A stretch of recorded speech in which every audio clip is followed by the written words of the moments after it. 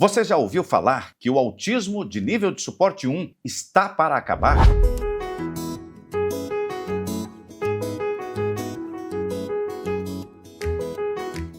Olá pessoal, meu nome é Lucélio Lacerda, eu sou neurodivergente, advogado de neurodivergentes e meus contatos profissionais estão na descrição. Será que o autismo de nível de suporte 1 está para acabar? Será que vai ter uma revolução na comunidade científica e o autista de nível de suporte 1, antigo Asperger, vai sair do espectro? Pessoal, isto é uma probabilidade alta. Não só por causa do consenso da comunidade científica, que está mudando, mas também e principalmente por causa da forma como os direitos que decorrem das condições de deficiência interagem com os orçamentos públicos. Muita gente está achando que está tendo autista demais, que está tendo diagnóstico demais, que está tendo diagnósticos falsos, que muita gente está querendo diagnóstico só para exercer direitos e levar vantagem. E o pior, estão desconfiando que as pessoas que estão sendo recentemente diagnosticadas não são mesmo pessoas que têm deficiência, que o autismo é balela, que não causa prejuízo nenhum, porque a pessoa parece muito funcional. Mas, como dizemos nós em Minas Gerais, quem vê cara não vê coração. Quem vê a cara e diz que você nem parece ser autista, não vê os dramas que acontecem aqui dentro, porque é aqui que tudo acontece. Por essa razão, por essa cultura e esse preconceito com relação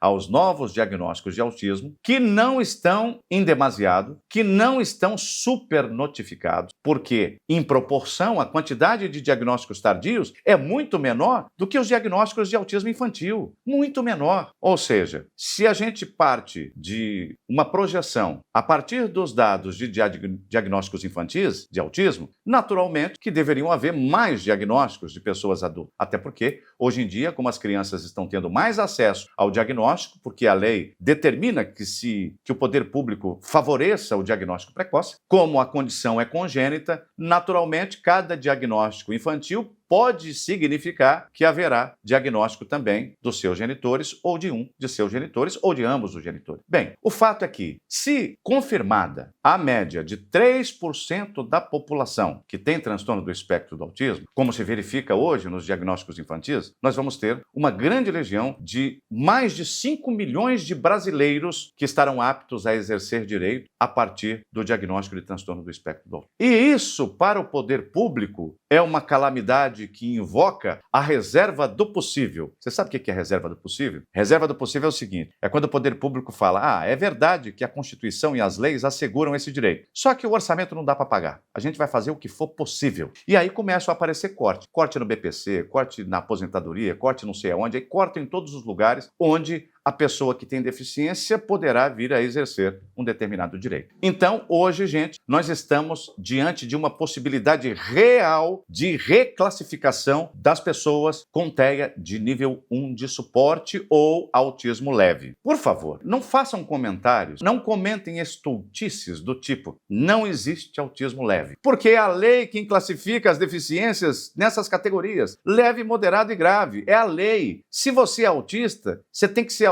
e autismo é deficiência, essa deficiência tem que ser ou leve, ou moderada, ou grave. Não tem conversa, não tem como mudar isso. Agora, se você quiser que eu reconheça que o autismo, mesmo no nível de suporte 1, traz prejuízos significativos, é claro que sim. Eu sou autista, tenho 3 filhos autistas, irmão autista e sobrinho autista. Eu sei que traz prejuízo. É claro que traz, só que dentro do espectro, imagine o espectro como um degradê, né? De uma cor mais fraca que vai escurecendo, vai ficando mais densa. Então, é como se o TEA de nível de suporte 1 ele estivesse no começo da escala, mais clarinho, e vai escurecendo conforme o grau de suporte vai aumentando, nível 2 e 3. Compreende? Claro que traz prejuízo, mas o prejuízo do nível 1 é diferente do nível 3, que geralmente tem problema de não verbalidade ou semi-verbalidade e com deficiência intelectual associada. Claro que é diferente. Então é por isso que se categoriza em leve, moderado e grave, o que não significa que o autismo leve não traga prejuízos relevantes à vida da pessoa. O autismo leve é leve em relação ao autismo de nível de suporte 3, não é em relação à pessoa típica que não tem nenhuma deficiência, nenhuma neurodivergência. Hoje há uma séria discussão sobre a possibilidade de remoção do nível 1 de suporte. Atualmente, o diagnóstico de TEA é regido por 2 dispositivos, que é o DSM-5, que é o Manual de Diagnóstico dos Transtornos, e o CID-1, 11. Ambos os manuais, até agora, têm mantido o conceito de espectro, né, desse degradê, onde a pessoa que está dentro dele, situada dentro dele, é considerada pessoa com deficiência. Essa conversa de mudar a classificação do autismo nível de suporte 1, ela começou com uma proposta da comissão da Lancet de 2021. Nessa ocasião, pesquisadores da área sugeriram a criação de uma categoria específica chamada autismo profundo. E já existem, inclusive, legislações no Brasil, inclusive aqui no estado de São Paulo, que concede o direito, por exemplo, à isenção fiscal de IPVA ao autismo grave ou profundo, que é uma nomenclatura que ainda não está na literatura, não está nem no CID-11 e nem no DSM. Inicialmente, a proposta não era acabar com o nível de suporte 1, mas criar distinções e recortes conceituais específicos para poder diferenciar o autista de nível de suporte 1, que é mais leve, daquele de nível de suporte 3, que tem deficiência intelectual, que muitas vezes é não verbal, né, ou semi-verbal. Mas com o evoluir da discussão, muita gente viu nessa proposta a oportunidade de repente, fazer o Estado ser poupado dos custos do reconhecimento de todo o espectro, como é atualmente, como pessoa com deficiência. Porque o exercício de direitos que decorrem da deficiência custam dinheiro ao Estado. Ou seja, no início a intenção era boa, era dizer o seguinte: precisamos reclassificar porque do jeito que está, o autismo de nível de suporte 1, cujos diagnósticos são mais recorrentes, uma parte mais numerosa da população, está ganhando tanta visibilidade que às vezes está ofuscando a atenção das políticas públicas para aqueles que estão nos graus mais severos. Mas, ao contrário de reequilibrar essa situação, essa possibilidade de reclassificação vai acabar fazendo perecer o direito de milhões de pessoas que estão atualmente no nível de espectro 1 de suporte. Existe, então, uma parte da academia, uma parte das escolas, vamos chamar assim, de psiquiatria, que entende que é preciso debater a expansão diagnóstica sobre o TEA. E os argumentos desta corrente para essa modificação, tendente a excluir o Asperger do espectro do autismo, se funda principalmente em dois argumentos, que são: se todo mundo é autista, pode ser que isto impeça que os recursos públicos cheguem às pessoas que têm deficiências mais graves. Segundo argumento, muitos desses aí que estão recebendo diagnóstico de transtorno do espectro do autismo de nível 1 estão, na verdade, no fenótipo estendido do autismo e não no autismo propriamente dito, porque essa pessoa não tem prejuízo, ela é só um pouquinho autista, ela tem só algumas características do autismo que não chega a causar prejuízo. Então, nós temos que tirar ela dessa classificação para que ela não usufrua dos direitos que decorrem da condição. Agora, existem imensos riscos nessa reclassificação. Primeiro, a partir dos planos de saúde, que já resistem imensamente a conceder as terapias necessárias para o autismo de nível de suporte 1, muita gente brigando e litigando o tempo todo por causa disso, com um lobby fortíssimo dos planos de saúde, lobby este que também aderiu a essa ideia de tirar o nível 1 de suporte do espectro. E estão fazendo lobby o tempo todo no mundo inteiro. E também vai haver uma repercussão muito negativa, porque a partir desse momento vão rever cotas e benefícios que decorrem da condição e que são atualmente assegurados em lei. Agora, no consenso atual, que pode ser mudado, a gente entende que o autismo de nível de suporte 1 traz, sim, muitos prejuízos às pessoas. Eu não sou médico, mas todo dia eu atendo em consultas online 4 ou 5 autistas. E eu percebo na vida de cada um deles que tem prejuízos muito significativos na vida de todos eles. Nas áreas sociais, nos casamentos, nos empregos. Alguns com prejuízos maiores que outros, mas todos com prejuízo. Não tem ninguém que eu atenda aqui no escritório que seja mais ou menos autista, que seja só um pouquinho autista, que esteja no fenótipo estendido do autismo. Todo mundo tem prejuízo significativo. Só que quem decide isso não sou eu, não é a minha opinião que prevalece. O que prevalece é o consenso da comunidade científica sobre isso.